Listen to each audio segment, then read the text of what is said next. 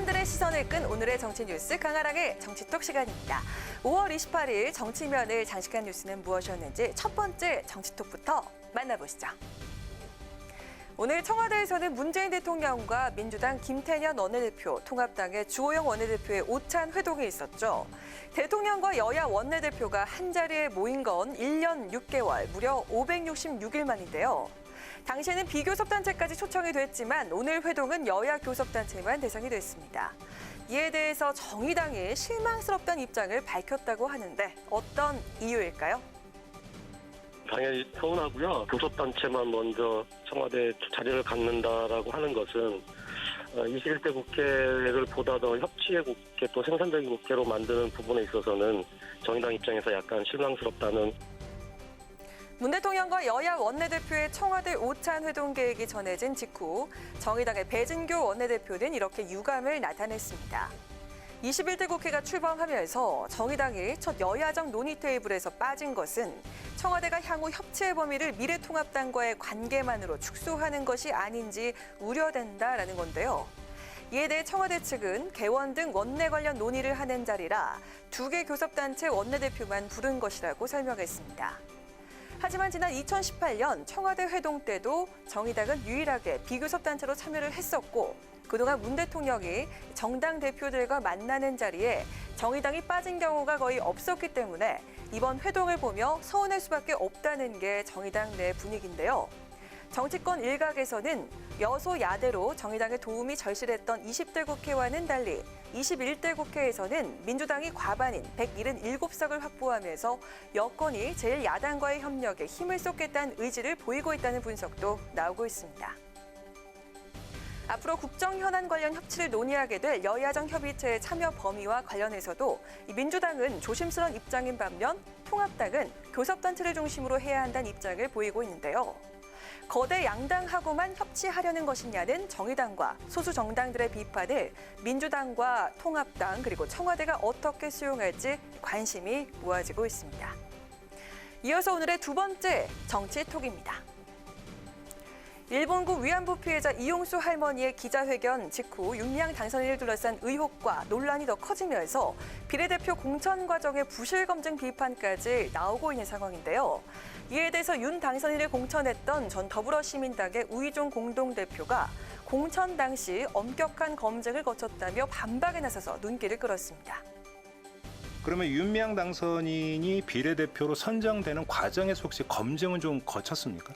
그럼요. 공심위가 지금도 좀 저는 자랑스럽게 생각하는 게 민주당보다 더 엄격하게 했습니다. 그 단체의 회계를 보지 않았다고 해서 부실하다라고 말하는 거는 그 비난을 위한 비판이 아닐까. 총선을 앞두고 지난 3월 18일 출범한 이후 22일까지 나흘간 후보 신청을 받고 이틀 만에 검증을 마친 뒤 비례후보 순번을 확정했던 더불어시민당. 오늘 아침 한 라디오 방송에 출연한 전 더불어시민당의 우이종 공동대표는 공천과 검증에 문제가 없었다고 강조했습니다. 당시 정신대 위안부 문제와 관련해서 정의기억연대가 당연히 거론이 됐고 누가 가장 대표적일까 질문했을 때 이론 없이 윤미향 씨였다며 공천 과정을 설명을 했는데요.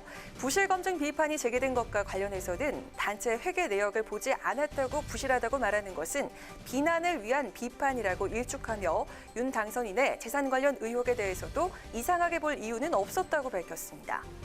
우 전 대표는 특히 시민당 공심위가 후보자 검증을 민주당보다도 엄격하게 했다면서 새벽에 전화를 걸어서 내용과 사실을 확인했고 윤미향 씨도 마찬가지로 그렇게 검사를 받았을 것이라고 본다고 주장했습니다.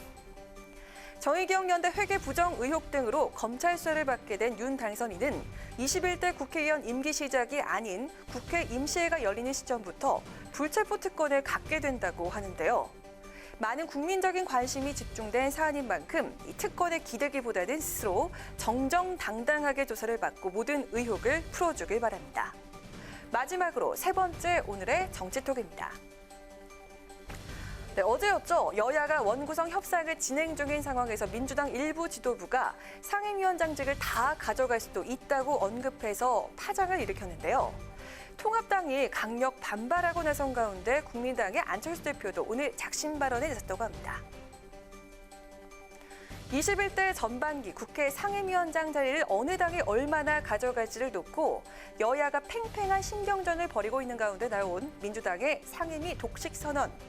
이에 대해서 안철수 대표는 오늘 최고위원회의에서 유신시대 50 시절로 돌아가자는 것과 무엇이 다르냐며 거세게 비판을 했습니다.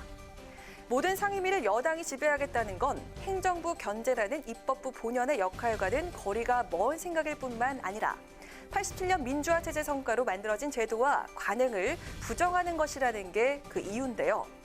안 대표는 또 원구성 협상에서 유리한 결과를 만들려는 전략적인 차원의 발언으로 보기에는 너무나 권위주의적 발상이고 오만함을 보여주는 발언이라고 지적하면서 민주당을 향해서 스스로 촛불 정권, 개혁 정권이라고 자칭하면서 권위주의 정권의 반민주적인 독재 행태를 답습하고 있다고 꼬집었습니다. 국회법상 상임위원장은 본회의 투표로 뽑는 만큼 전체 의석의 59%를 가진 자신들이 18개의 위원장직을 모두 가져가도 국회 운영 원칙에는 어긋나지 않는다는 게 민주당의 논리입니다.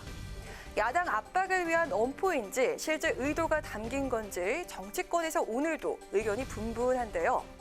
21대 국회를 여는 여야의 첫 협상에 협치의 토대가 될 수 있도록 배려와 양보가 무엇보다 중요하지 않을까요? 지금까지 강하랑의 정치톡이었습니다.